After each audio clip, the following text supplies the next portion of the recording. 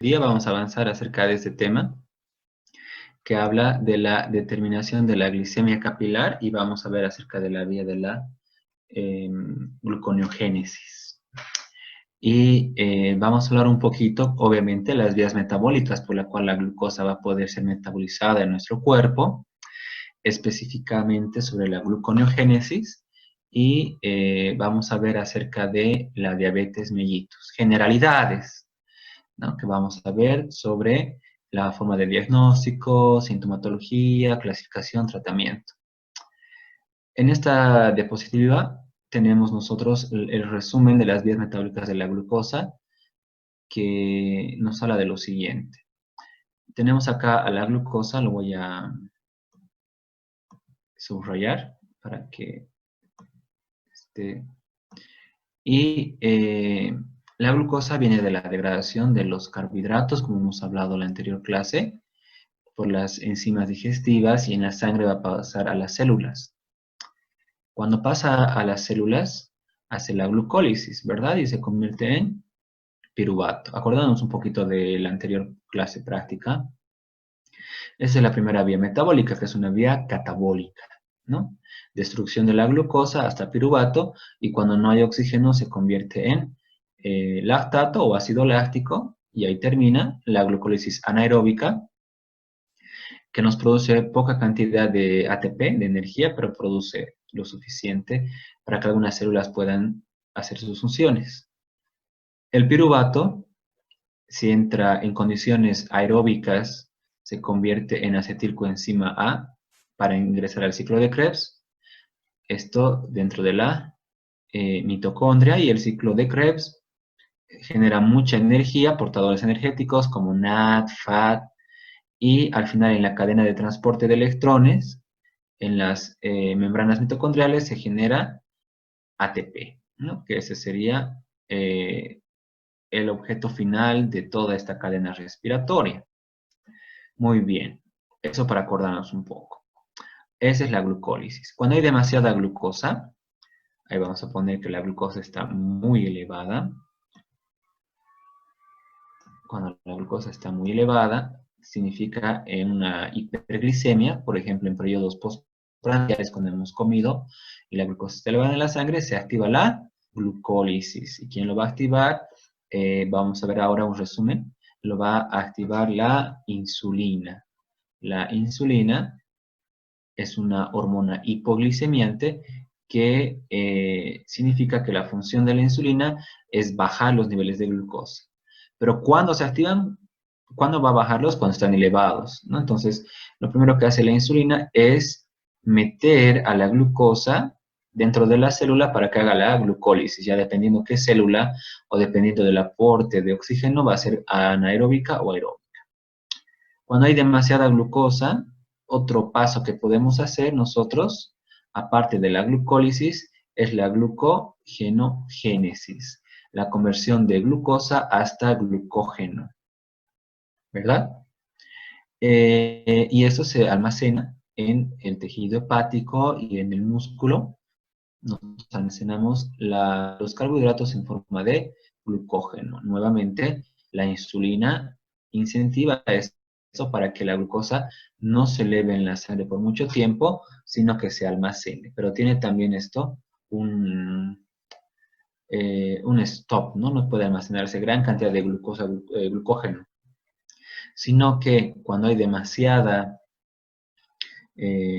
glucosa que ya ha sido utilizada por la célula y ha sido almacenada como fuente de reserva energética, la glucosa, si sigue elevada en pacientes que siguen consumiendo carbohidratos, se almacena en forma de lípidos, en forma de grasa. Eso se llama lipogénesis. Entonces, la insulina se activa en periodos de hiperglicemia, pero su función es hipoglicemiante, disminuye directamente los niveles de glucosa en la sangre. ¿Y qué vías metabólicas va a activar esta insulina? La glucólisis, primeramente, la glucogenólisis, esto está mal, lo vamos a corregir inmediatamente, porque en glucogénesis. Porque por razonamiento estamos viendo que si la función de la insulina es disminuir los niveles de glucosa en la sangre, tiene que degradarla, tiene que almacenarla, convirtiéndola en glucógeno, ¿verdad? O convirtiéndola en grasa, ¿no? En ácidos grasos y luego esterificándola en triglicéridos en el tejido adiposo. Entonces, esa sería la función de la insulina. Y esas son esas vías metabólicas que la insulina va a activar.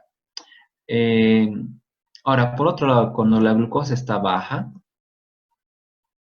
un paciente está cursando una hipoglicemia, que es muy peligroso en el paciente, tiene hipoglicemia, entonces en la sangre hay poca glucosa y corre el riesgo de que no todas las células reciban glucosa, ¿no? Si va bajando. Entonces, para que se contrarreste esto y no esté por mucho tiempo prolongada la glucosa en la sangre, se activan otras hormonas y estas hormonas catabólicas van a aumentar los niveles de glucosa activando vías metabólicas. La principal hormona es el glucagón, que también es sintetizado por el páncreas, por las células alfa, pero también hay otras hormonas como la adrenalina, por ejemplo, si se acuerdan, la norepinefrina, hormona de crecimiento, entre otras, que su función, como estamos viendo acá, es hiperglicemiante. Se activa cuando los niveles de glucosa están bajos, pero lo que hace es tratar de conseguir de donde sea glucosa para que la sangre tenga suficiente glucosa. Entonces, lo que va a hacer es sacar las reservas que hay a nivel hepático, las reservas de glucógeno, y las va a degradar para convertirlo en glucosa. Esa vía se llama glucogenólisis, ¿verdad? La glucogenólisis. Degradación del glucógeno hasta glucosa. Muy bien. Si a pesar de haber utilizado todo el glucógeno, que se cae bastante rápido, ¿no? En cuestión de horas, en una persona que tiene un ayuno muy prolongado, se va a acabar el glucógeno y la glucosa sigue baja, entonces va a activar otra vía metabólica, que es el tema de ahora, que es la gluconeogénesis. Va a sintetizar glucosa, pero a partir de otros compuestos que no sean carbohidratos, que no sean glucosídicos. Y tenemos varios sustratos gluconogénicos, si nos acordamos son 4 sustratos. Eso es lo que hace la gluconeogénesis, sintetiza glucosa a partir de compuestos no glucosídicos, y también aparte hay otra vía que degrada las grasas también que están almacenadas, esa se llama lipólisis, degrada los triglicéridos, oxida los ácidos grasos por beta-oxidación y nos va a dar energía también, ¿ya? Entonces, la gluconeogénesis, ¿qué va a utilizar? Primero vamos a acordarnos que va a utilizar al lactato que viene a partir de la glucólisis anaeróbica. Es el primer sustrato gluconeogénico que estamos viendo. Y la gluconeogénesis dice que el lactato, por la gluconeogénesis a nivel hepático, principalmente, y el riñón también lo hace, se convierte en piruvato y el piruvato se convierte en glucosa, ¿no? En la síntesis de glucosa. Luego, además del lactato o del ácido láctico, tenemos otros sustratos, las proteínas de nuestro cuerpo, se degradan y liberan aminoácidos, ¿verdad? Algunos de estos aminoácidos por la transaminación pueden convertirse en piruvato y luego se convierten en glucosa. Eso es gluconeogénesis. Por ejemplo, la principal, no sé si se acuerdan, es la alanina, ¿no? El lactato era el ciclo de Cori, ¿no? Y de aquí es el ciclo de la alanina, glucosa. Ahí hay 2 sustratos gluconeogénicos, ¿verdad? Luego tenemos otro. Cuando se degradan los triglicéridos, y estos triglicéridos hacen la lipólisis, nos generan ácidos grasos que se oxidan y nos generan energía. Pero también nos genera una molécula que se llama glicerol, ¿no? Que no está presente en esta diapositiva, pero ustedes van a tomar sus apuntes. El glicerol es un sustrato gluconeogénico, que significa que va a entrar, quizás no se va a convertir, bueno, no se convierte en piruvato como en los aminoácidos y el ácido láctico, pero, uy, bien difícil había sido, Pero el glicerol entra acá en forma de hidroxiacetona. Es un sustrato, es un metabolito intermediario y se convierte en glucosa, ¿no? Y por acá se convierte en glucosa. Esta es la gluconeogénesis. Y finalmente, la última molécula, estas ya son 4, ¿verdad? Perdón, 3, pero tienen que ser 4 sustratos gluconeogénicos. Primero lactato, luego algunos aminoácidos, se los llama aminoácidos glucogénicos, el glicerol también. Y el cuarto y el último, que lo vamos a notar acá, se llama la molécula de propionil coenzima A. Cuando yo degrado ácidos grasos, estos ácidos grasos se convierten en acetil coenzima A. Pero hay algunos ácidos grasos especiales que se van a degradar y además de generarnos acetilcoenzima A, nos generan propionil coenzima A o propionato, propionil coenzima A. Bueno, lo vamos a dejar así. Este propionil coenzima A, igual por la gluconeogénesis, nos va a generar glucosa. Entonces tenemos los 4 sustratos gluconeogénicos y se van a convertir en glucosa, están activados por el glucagón. ¿Y cuál es el objetivo de estas vías metabólicas? Tanto la insulina como el glucagón son hormonas totalmente opuestas, contrarias, ¿no? Una es hipoglicemiante, la otra es hiperglicemiante, y una activa estas vías metabólicas y esta otra activa estas otras vías metabólicas. Entonces son contrarias. Pero acá tiene que haber un balance entre esta síntesis de insulina y de glucagón. Porque la glucosa se está elevando, sintetiza insulina en el páncreas. La glucosa está bajando, sintetiza glucagón. La glucosa se está elevando en la sangre, hacemos glucólisis, glucogenogénesis, lipogénesis. La glucosa está bajando en la sangre, glucogenólisis, lipólisis. Todo esto para mantener en equilibrio con los valores normales de la glucosa de 74 a 106 miligramos por decilitro. No aumenten, no disminuyan, porque eso ya es peligroso, esto es patológico, tiene muchas complicaciones, porque una hiperglicemia sostenida por mucho tiempo produce la diabetes, por ejemplo. Altera las vías metabólicas de los carbohidratos y por ende puede alterar también de las proteínas, que hemos visto que entra un poco, y de los lípidos, ¿no? Y esa es la diabetes mellitus, es un síndrome metabólico que está alterado el metabolismo de los carbohidratos, pero también de proteínas y de lípidos, donde hay una marcada hiperglicemia en nuestro cuerpo, en el cuerpo del paciente.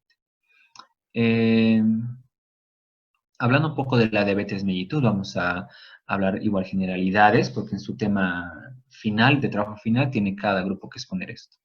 Entonces, se clasifican en la diabetes tipo 1, la diabetes tipo 2, la diabetes tipo 3, que no es un solo tipo de diabetes, son otros tipos de diabetes no específicas a la 1 ni a la 2, y la diabetes tipo 4, que se llama también diabetes gestacional, y hay un quinto tipo que en realidad es prediabético, o prediabetes, que también lo vamos a ver, ¿ya? Pero las más conocidas son la tipo 1 y la tipo 2, quizás ustedes, alguno de sus familiares lo pueda tener. Es muy prevalente a nivel mundial, aunque no es una enfermedad mortal, el paciente vive con eso toda su vida, ¿no? Causa muchísimas complicaciones en el paciente, que incluso causa la muerte, estas complicaciones. Normalmente, si nos acordamos lo que hemos visto de glucólisis de la anterior clase, la glucosa ingresa a la célula, para eso tienen los transportadores de glucosa, los GLUTs, y la insulina que al unirse a su receptor abre los canales para que la glucosa pueda ingresar, ¿verdad? Y la insulina es sintetizada acá por un páncreas. Y vamos a hablar primero de la diabetes tipo 1.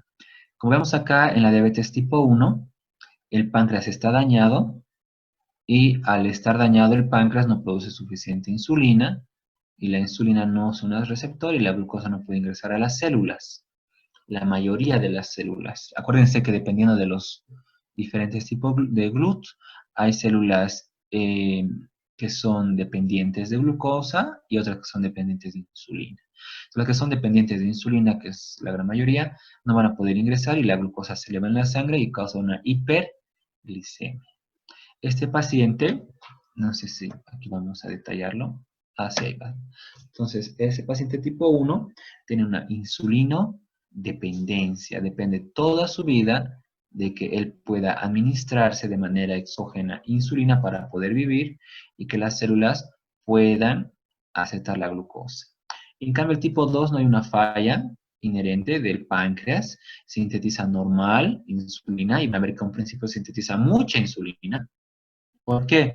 Acá la falla va en los receptores, ¿no? Fallan para poder aceptar a la insulina. Esos receptores están alterados, modificados, y va a haber ya no va a haber insulinodependencia, ¿no? Va a haber una insulinoresistencia. La célula es resistente a la insulina, igual que el otro, la glucosa se va a elevar en la sangre. Esos son los más conocidos, la diabetes tipo 1 y tipo 2.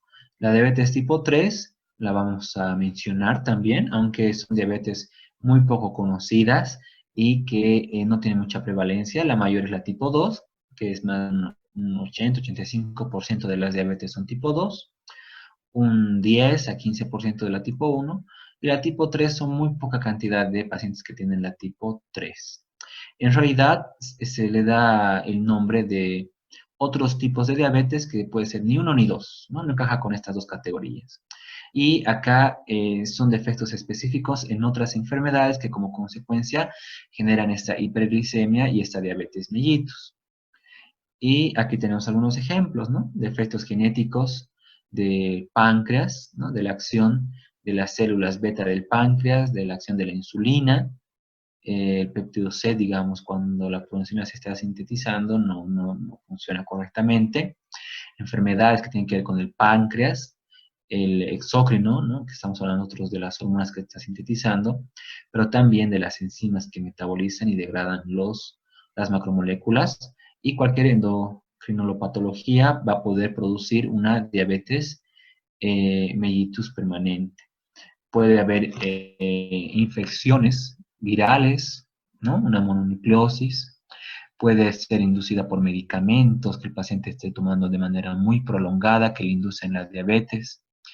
Puede haber formas raras de diabetes, de procesos autoinmunes totalmente desconocidos que están en estudio, otros factores genéticos asociados con la diabetes tipo 3. Por ejemplo, los pacientes con síndrome de Down, que esa es una falla genética que tienen, ¿no? Estos pacientes, tienden a desarrollar una diabetes por esta enfermedad que van a tener. Entonces, este tipo de diabetes, estos otros tipos específicos de diabetes, no es ni uno ni dos. Entonces, son otros tipos de diabetes sumamente raras.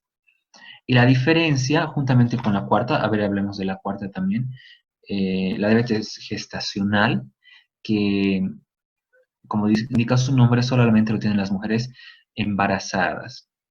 Durante el periodo de gestación, las hormonas pueden cambiar y las células a los receptores de la insulina también generan una insulinoresistencia temporal que cuando hay el embarazo, nace el bebé, vuelve a la normalidad, ¿no? Es la única diabetes que puede, por así decirlo, ser reversible o tener cura. La tipo 1 y la tipo 2, para poder enmarcarlas, estas son diabetes directas, ¿no? El defecto está directamente relacionado en el metabolismo de los carbohidratos, ¿verdad? En cambio, la tipo 3, los otros tipos de diabetes, y la tipo 4, la diabetes gestacional, son diabetes indirectas. El paciente tiene otras patologías o tiene otra situación como el embarazo y genera de manera indirecta esta hiperglicemia que puede dar como desarrollo una diabetes mellitus, ¿no? Ahora sí vamos a ir explicando a fondo la diabetes tipo 1. Entonces, antes de explicar esto, hay que ver la sintomatología característica de todo paciente diabético, que puede ser tipo 1, tipo 2, 3, 4, e inclusive un prediabético. ¿no? Que podemos detectarlo antes que llegue a la diabetes. Cuando ya es diabético es irreversible, quiere decir que por vida, ¿no? Crónico. La triada de las 3 P's, la polifagia, la polidipsia y la poliuria. Entonces, el paciente tiene esto porque, bueno, la polifagia, como hemos dicho que la célula a la célula no está ingresando en cualquiera de estos tipos de diabetes la glucosa, entonces la célula manda el mensaje de que le envíen alimento, no necesita energía para poder vivir, y el mensaje es de que tenemos que comer, ¿no? Necesitamos energía. Entonces el paciente tiene muchas ganas de comer, comer, comer, comer. La polidipsia y la poliuria están muy relacionadas una con la otra. Como hay gran cantidad de glucosa que no puede ingresar a la célula, ¿verdad? La glucosa está elevada, ¿dónde? En la sangre.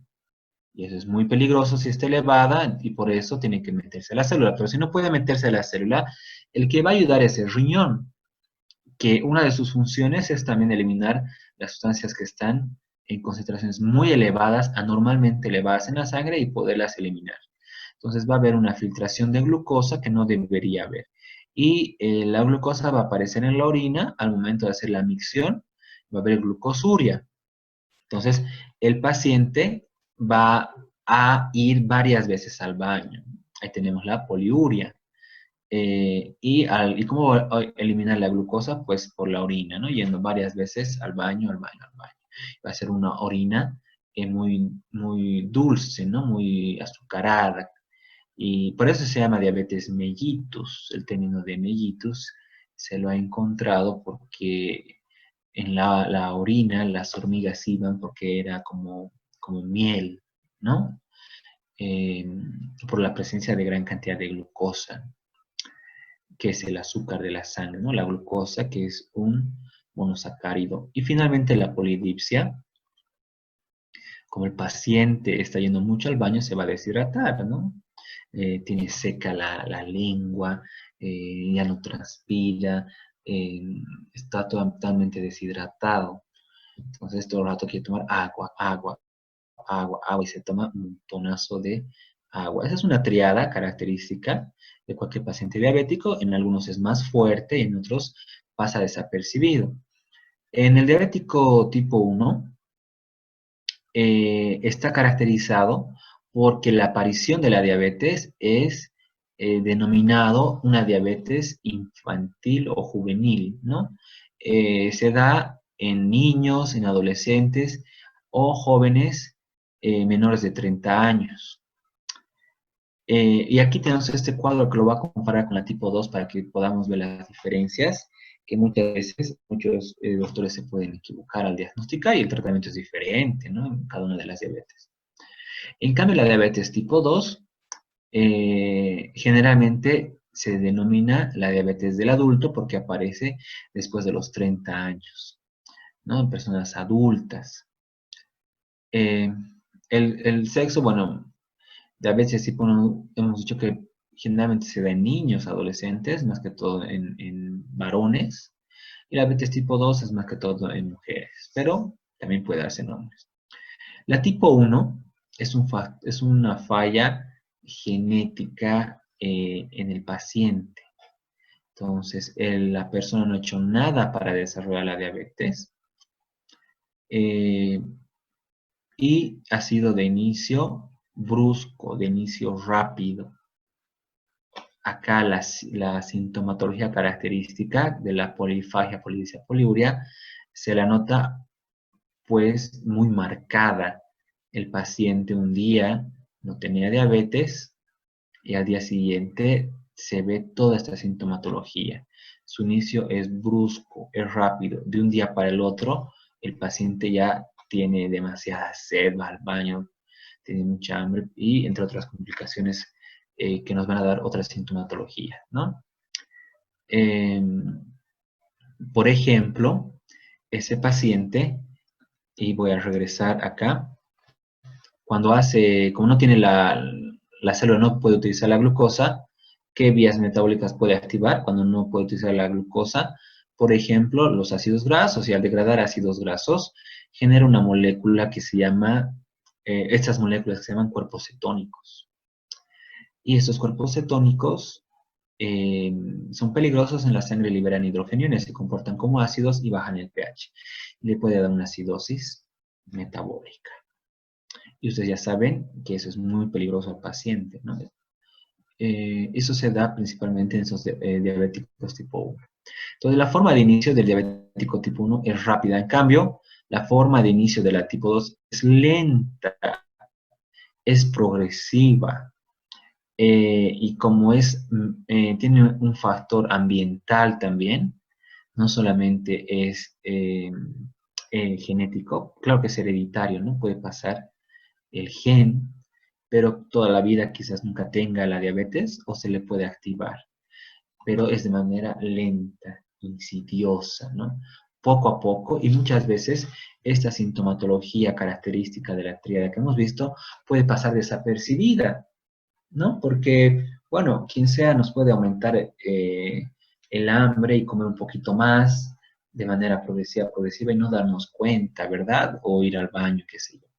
Entonces es de inicio lento, poco a poco, poco a poco. Y no nos damos cuenta hasta que ya sea muy tarde. El índice de masa corporal. En el paciente diabético tipo 1 hay que tomar muy en cuenta que, acá lo vamos a tachar, el paciente generalmente baja de peso. Ya es una persona más flaquita, pierde peso. Ahí la triada ya no es triada, sino son 4, ¿no? Polidipsia, polifagia, poliuria y pérdida de peso. Porque en el paciente tipo 1, nos vamos a ir al paciente tipo 1, es este de acá, ¿verdad? No ingresa la glucosa porque no hay insulina, y la célula manda el mensaje, deme glucosa, y no ingresa la glucosa. Entonces, para la célula hay una hipoglicemia. Entonces, ¿quién se activa cuando hay hipoglicemia? El glucagón, que va a estar muy activado, y el glucagón, para ayudar, va a activar la glucogenólisis. La célula le está pidiendo glucosa, por favor que ingrese glucosa, y el glucógeno activa la glucólisis, se rompe el glucógeno, libera glucosa. Pero esta glucosa igual no puede ingresar a las células que son insulino dependiente, entonces empeora, ¿no? La eh, forma de compensar de nuestro cuerpo va a empeorar la situación y la glucosa va a estar más elevada y activa la gluconeogénesis, por ejemplo.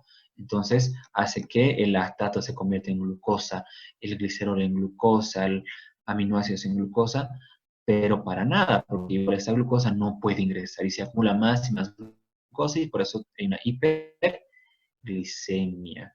Entonces, una de estas vías metabólicas que estamos viendo nosotros va a ser la lipólisis y la cetogénesis, que es la síntesis de cuerpos cetónicos. Entonces, degrada ácidos grasos. No tiene energía la célula. No tiene. Entonces, si no hay glucosa, va a necesitar a los ácidos grasos. Entonces, va a degradar, lo saca del tejido adiposo. Entonces, el paciente pierde peso. Aunque pierda 1 kilo, ahí hay que preocuparse, ¿no? Y va a ir perdiendo peso de manera gradual. En cambio, la diabetes tipo 2 es todo lo opuesto.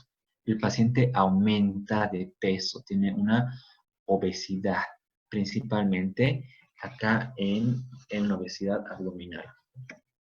Porque en la diabetes tipo 2 sí hay insulina, entonces como hay insulina no puede haber glucagón, hormona, a un principio inclusive hay mucha insulina.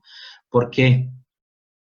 Los receptores que están en la célula van a ir fallando, ¿no? Poco a poco. Entonces, para lograr el efecto deseado de que ingrese la glucosa, que alguna glucosa no puede ingresar por algún receptor que está malo, entonces sintetiza más insulina para que la glucosa pueda ingresar. Y es de esa manera que la insulina a un principio está elevada. Pero no sirve de nada porque la glucosa no puede ingresar y los receptores se van a ir dañando, ¿no? De manera progresiva, hemos dicho, lenta, insidiosa. Entonces, este exceso de glucosa que va a haber en la sangre se va a ir almacenando, almacenando. ¿Y qué es lo que hacía la insulina? La insulina va a activar la lipogénesis. Convierte el exceso de glucosa en grasa. El paciente va ganando grasa, grasa, grasa, grasa, ¿no? Generalmente aumentan de peso. La reserva pancreática, obviamente, en la tipo 1 no hay, prácticamente es nula. No hay insulina. En cambio, la tipo 2 es aumentada, hay mayor cantidad de insulina a un principio y a veces va a la normalidad, ¿no? Dependiente de insulina, sí, el paciente tipo 1 es insulino dependiente.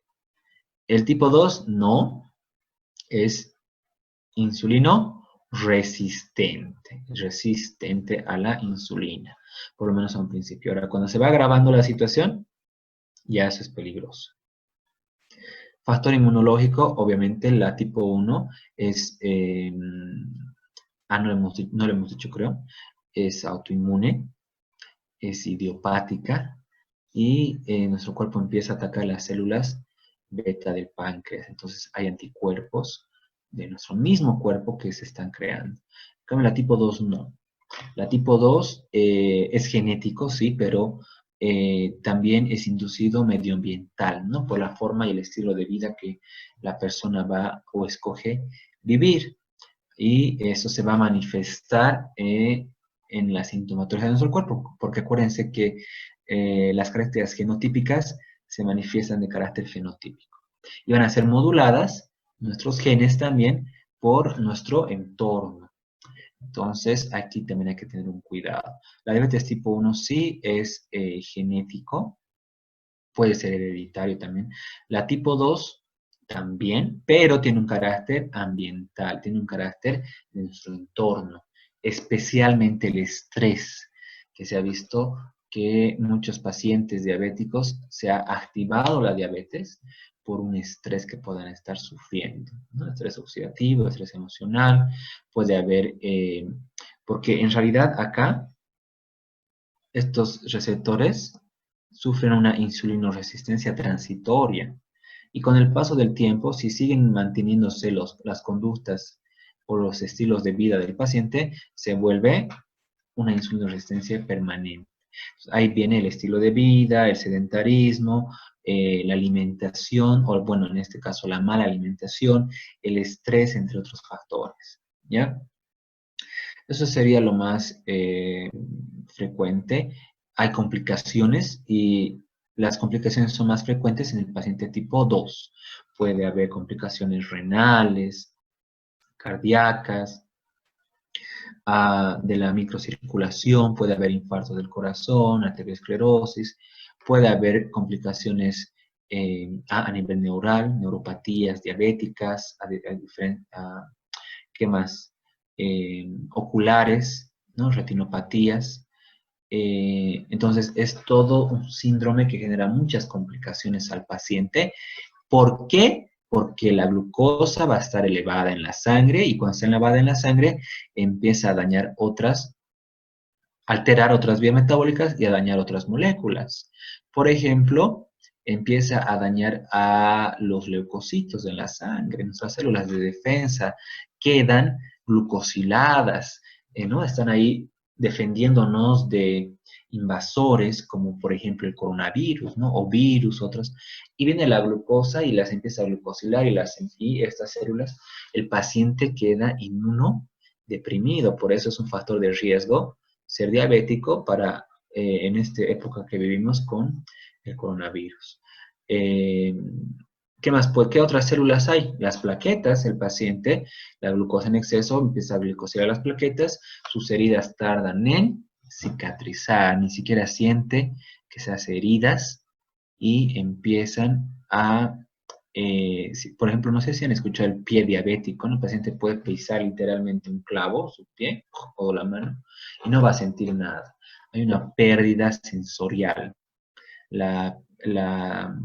Nosotros tenemos todo nuestro sistema neuronal que nos va a indicar el dolor, ¿no? Para mandar el mensaje a nuestro sistema nervioso, y esto está bloqueado, ¿no? Está taponeado todas nuestras terminaciones nerviosas porque hay un exceso de glucosa.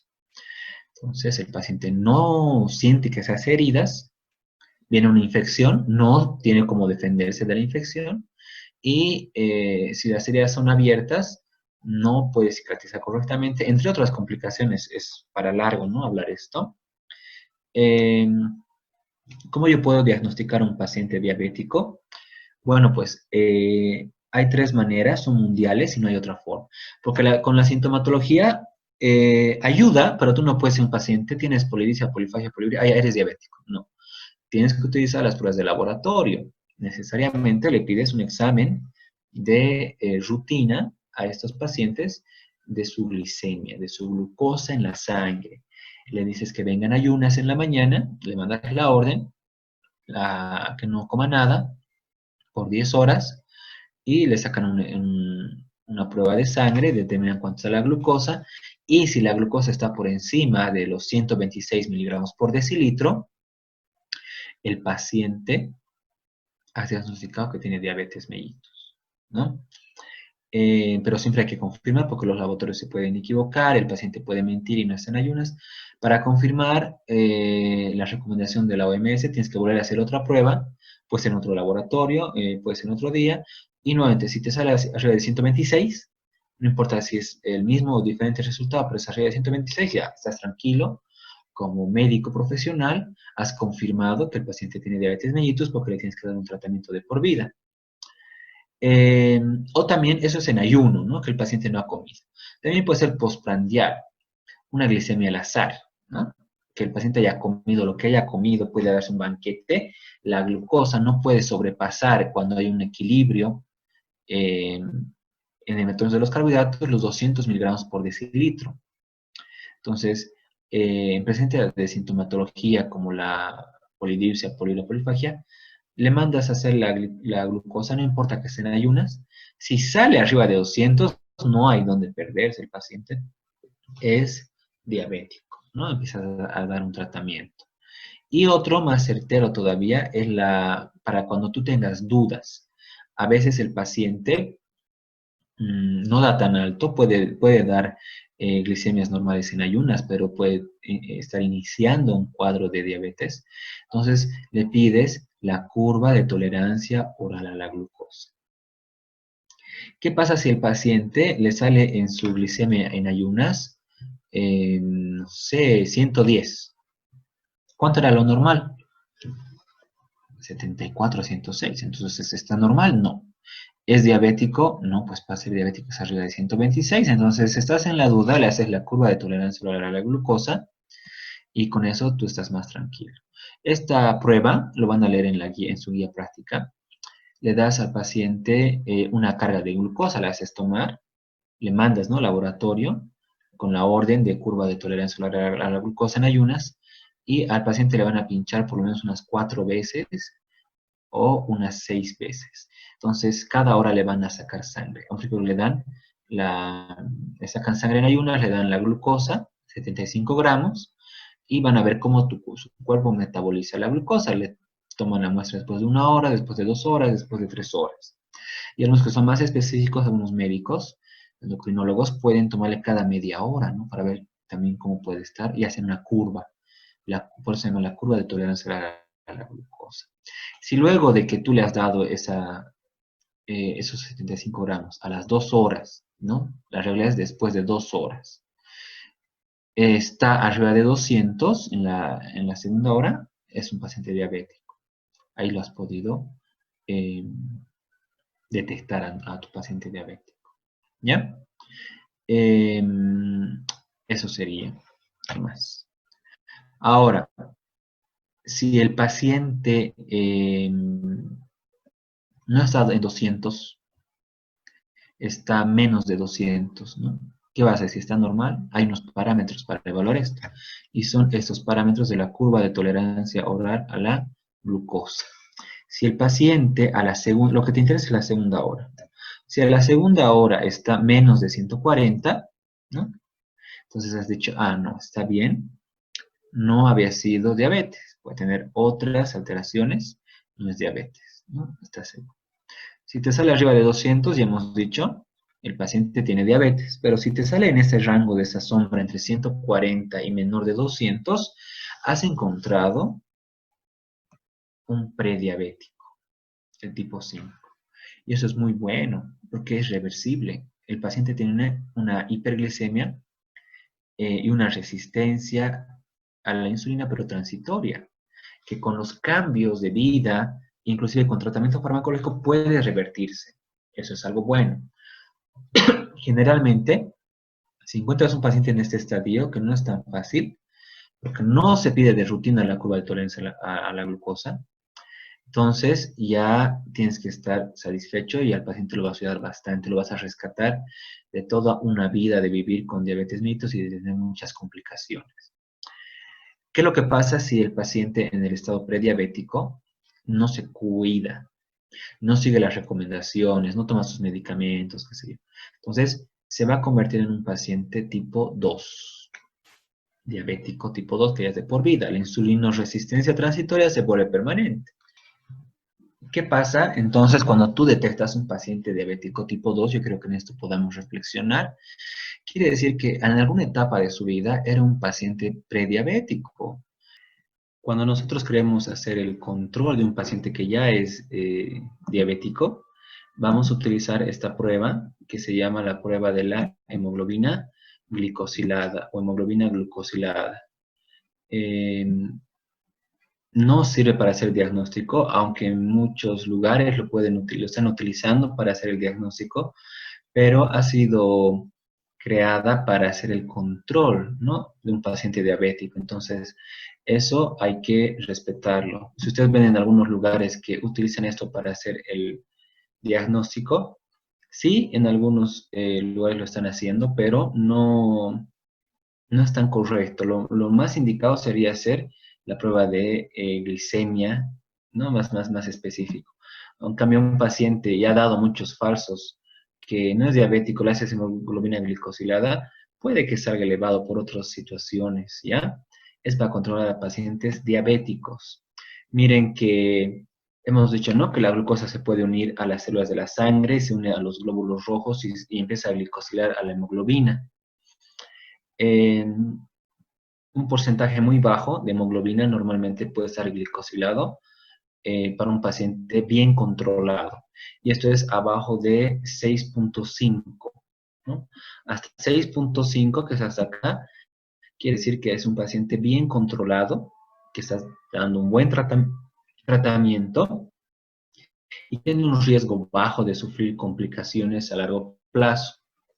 En cambio, cuando está más elevado el resultado de la hemoglobina glicosilada, se llama hemoglobina glicosilada A1C, puede salir 7, 8, 9, 10, miren, mientras más sale es peor para el paciente, ¿no? Quiere decir de que su riesgo va a estar cada vez más elevado, que el paciente no está siguiendo el tratamiento de manera correcta, la dieta no la está siguiendo de manera correcta, o el tratamiento está mal y el doctor tiene que cambiar, ¿no?, la dosificación de un paciente diabético tipo 2, por ejemplo. El tratamiento es darle hipoglicemiantes orales, que sería glibenclamida, sulfonilurias, que lo que hacen es inhibir a la gluconeogénesis, sintetizar nuevos receptores en las membranas para que se pueda asimilar la glucosa internamente de la célula.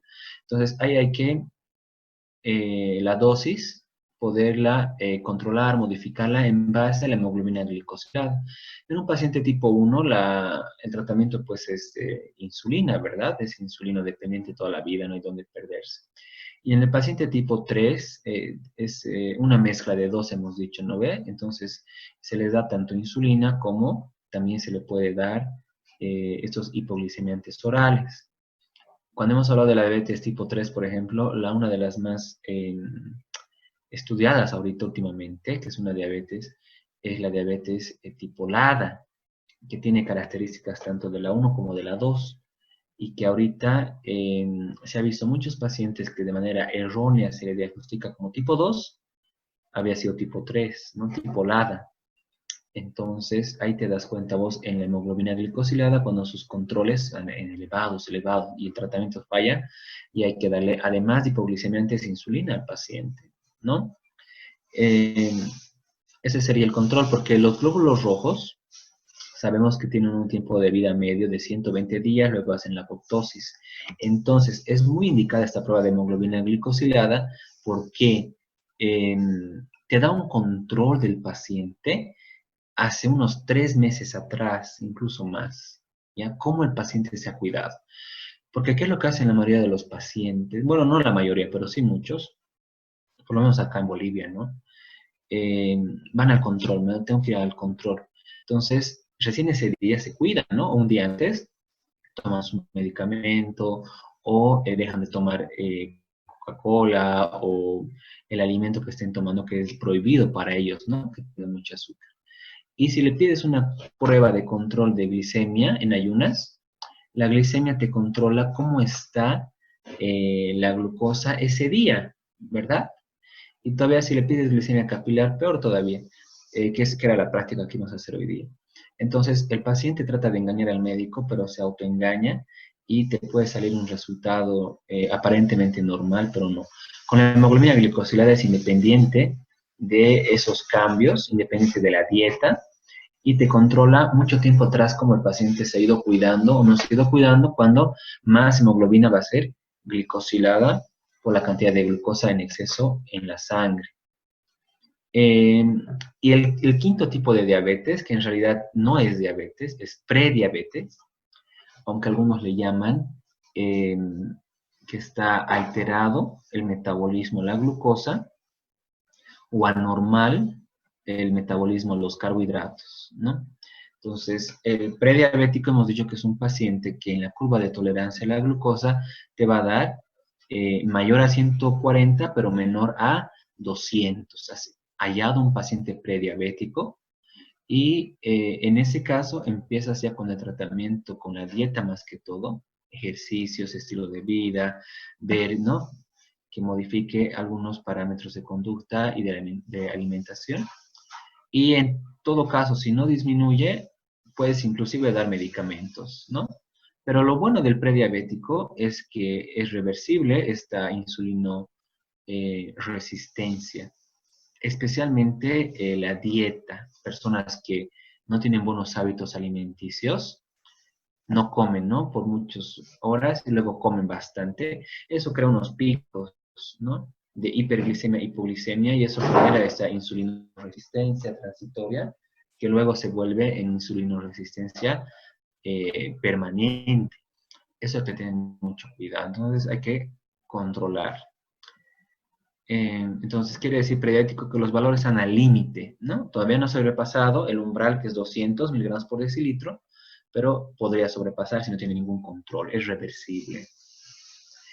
Y la 4, que es la diabetes gestacional, que es la única diabetes que también puede ser reversible, a esta diabetes se le hace la prueba de O'Sullivan, ya solamente para las personas, las mujeres embarazadas en la etapa de gestación, y es parecida a la curva de tolerancia a la glucosa, solo que se modifica la carga de glucosa.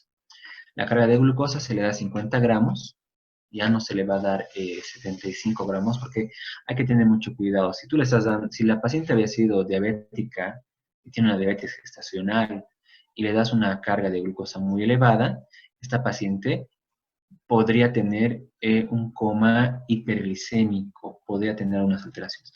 Entonces es muy importante corregir la carga de glucosa y darle solamente 50 gramos primeramente.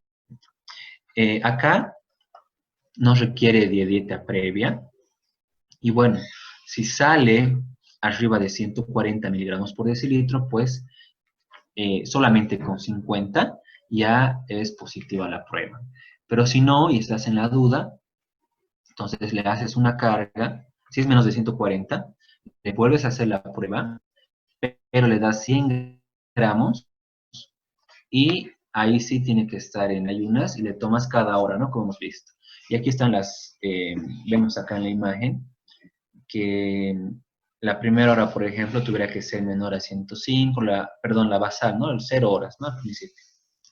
La primera hora luego de tomar los 100 gramos de glucosa es menor a 190, la segunda hora menor a 165 y la última hora menor a 145. Si dos o más valores están alterados, están elevados, has confirmado que la paciente embarazada, tiene diabetes. Ya esto se hace solamente el criterio de O'Sullivan para encontrar la diabetes gestacional y es un, como dice, ¿no? De escrutinio, significa que es un cribado que se hace a estas mujeres cuando tienen una historia, un historial de tener antecedentes de diabetes o que sus hijos hayan nacido con sobrepeso, qué sé yo, y se les hace entre la semana 24 y la semana 28. Muy bien.